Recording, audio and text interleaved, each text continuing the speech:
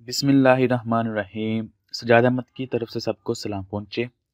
IT series की जो book है BSc BA associate degree program, उसका चैप्टर नंबर इंफॉर्मेशन टेक्नोलॉजी के अंदर चैप्टर नंबर प्रोग्रामिंग लैंग्वेज, और उसके अंदर एक टॉपिक है ऑब्जेक्ट ओरिएंटेड लैंग्वेजेस। इसको आज हम डिस्कस करेंगे।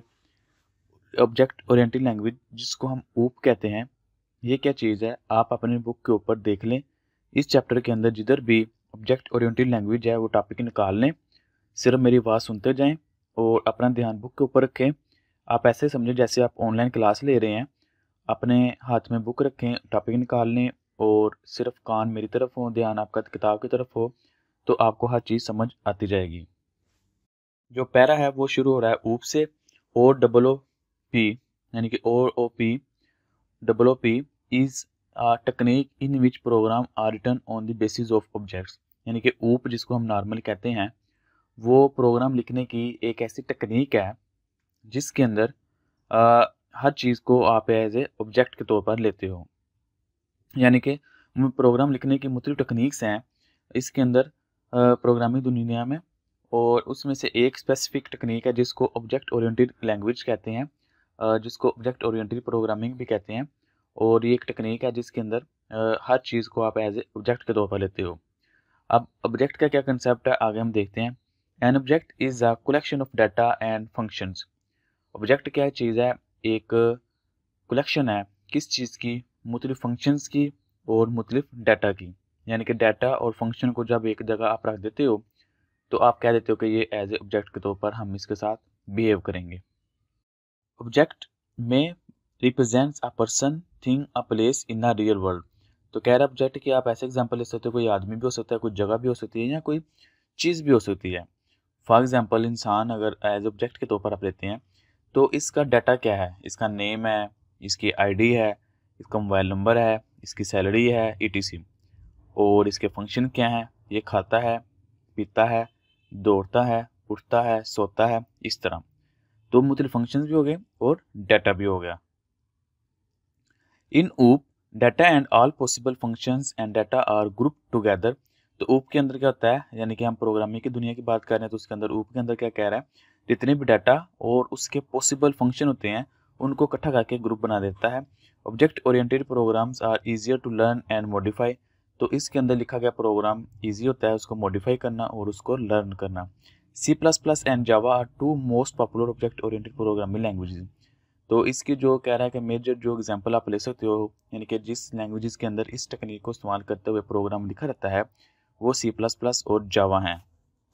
अब एक एग्जांपल लेने लगे हैं जो कि ऑब्जेक्ट को समझाने के लिए रियल लाइफ में, यानी कि प्रोग्रामिंग की दुनिया में नहीं बल्कि आपकी रियल लाइफ में एग्जांपल है। A person can be an example of object.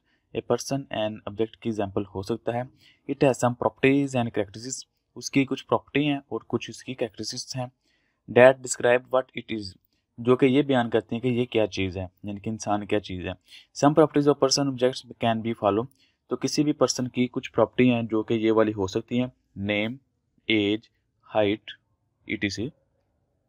इसी तरह the person objects also have some function, और पर्सन के कुछ फंक्शन होते हैं। That describe what it can do, और जो कि ये बताते हैं कि ये क्या कर सकता है। Some function of person object can be as follow, walk, talk, eat. यानी कि ये चलता है, खाता है, दौड़ता है, पीता है, इस तरह। तो ऑब्जेक्ट को समझने के लिए आपके सामने ये real life example clear cut होनी चाहिए कि कैसे कोई चीज़ हमने रखनी है तो उसके फंक्शन और डाटा को कैसे हम मॉडिफाई कर सकते हैं या उससे रिलेट कर सकते हैं। नेक्स्ट जो टॉपिक है इसके नीचे ही, यानी कि इससे जो नेक्स्ट है आपकी बुक के ऊपर आप देख लीजिएगा कि feature of object oriented programming.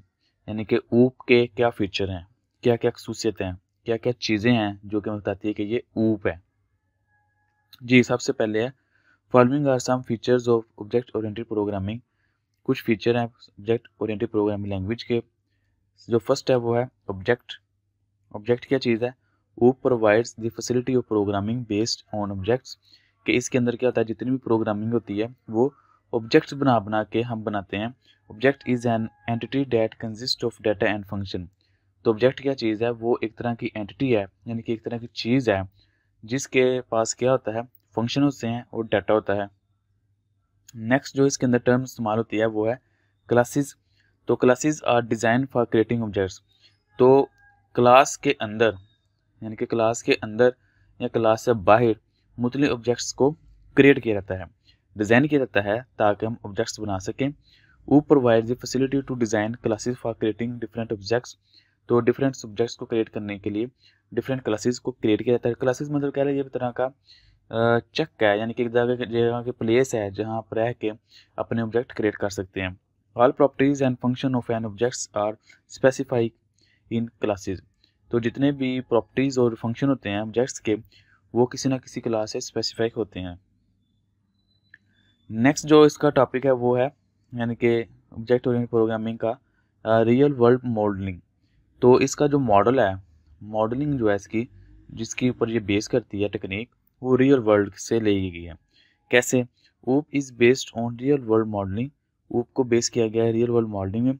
As in real world, जैसा कि हकीकी दुनिया में क्या होता है, थिंग्स है, प्रॉपर्टीज़ एंड वर्किंग कैपेबिलिटीज़, जो मुख्तलिफ चीज़ें होती हैं उनकी कुछ ना कुछ प्रॉपर्टी होती हैं और उनके काम करने की कुछ ना कुछ खसूसियात होती हैं। Similarly objects have data and function. इसी तरह ऑब्जेक्ट्स के कुछ डाटा होते हैं और उसके फंक्शन होते हैं। डाटा रिप्रेजेंट द प्रॉपर्टीज और function represent working of object. जो डाटा होता है वो उसकी प्रॉपर्टी को शो करते हैं और जो फंक्शंस होते हैं वो उसकी वर्किंग को शो करते हैं। रीयूजिबिलिटी, जो ऊप का एक कंसेप्ट है रीयूजिबिलिटी। रीयूजिबिलिटी से क्या मुराद है? जैसा कि नाम से ज़ाहिर है रीयूज़, यानी कि एक दफ़ा चीज़ क्रिएट की गई है उसको दोबारा यूज़ करना, तो उसको कहलाएगा रीयूजिबिलिटी। वो provides ways of reusing the data and code. जो भी डाटा या कोड लिखा गया एक दफ़ा हो सकता है वो 5 पेजेस का है, 10 पेजेस का है, 100 पेजेस का है या एक लाइन का कोड है, कोई भी चीज़ है उसको दोबारा ना लिखना बल्कि रीयूज़ कर लेना। तो इसकी रीयूजिबिलिटी की प्रॉपर्टी है। Inheritance is a technique that allow a programmer to use the code of existing program to create new program। तो इसके अंदर एक और टेक्निक है जिसको इनहेरिटेंस कहते हैं। जैसा कि नाम से ज़्यादा है, इनहेरिट यानी कि विरासत में लेना। जो भी प्रोग्राम लिखा रहता है उसको दोबारा किसी से लेके यूज़ करना, यानी कि उसकी फंक्शनैलिटी, मसलन एक प्रोग्राम है उसके अंदर प्रिंट का फंक्शन लगा हुआ है या उसके अंदर पिक्चर अपडेट या पिक्चर अपलोड या पिक्चर डिलीट का फंक्शन लगा हुआ है, तो दोबारा बजाय कि उस फंक्शन को आप क्रिएट करें, लिखें, तो क्या करें, उसी कोड को रीयूज़ कर लें। तो ये होता है रीयूज़ करना। ऑलरेडी कोई चीज़ लिखी हुई है उसको दोबारा लिखें नहीं। इन्फॉर्मेशन हाइडिंग, तो जैसा कि नाम से ज़ाहिर है हाइड करना, तो इसके अंदर क्या होता है कि आप इन्फॉर्मेशन को हाइड भी कर सकते हो। OOP allow the programmer to hide important data from the users. It is performed by encapsulation। तो जो डाटा कुछ ऐसा होता है वो नहीं दिखाना चाहते यूज़र को, मसलन उनको रिक्वायरमेंट है कि हम कुछ चीज़ें नहीं दिखाना चाहते, तो उसके अंदर टेक्निक इस्तेमाल होती है जिसको इनकैप्सुलेशन कहते हैं। जैसा कि कैप्सूल आपने देखा हो कोई भी मेडिसिन वाला, उसकी शेप का, तो उनको इनकैप्सूल यानी कि उसका लफ्ज़ आप ज़हन में रख ले।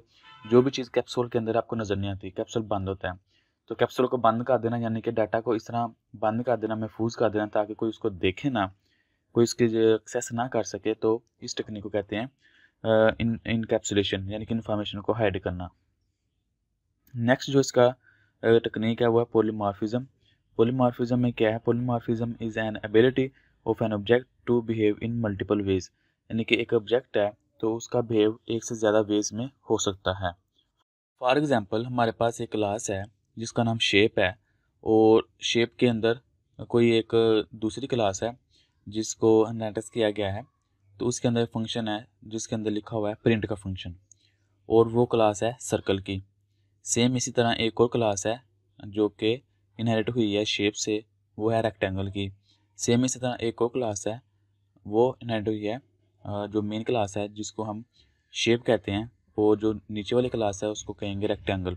यानी कि ऊपर एक मेन चीज़ है जिसको हम शेप कहेंगे और उसके अंदर प्रिंट का फंक्शन लगा हुआ है, और बाकी जितनी भी नीचे क्लासेज हैं जैसे सर्कल, रेक्टेंगल, ट्रायंगल, इस तरह, तो उनके अंदर क्या है, सबका कॉल होगा शेप का फंक्शन यानी कि ऑब्जेक्ट कॉल होगा।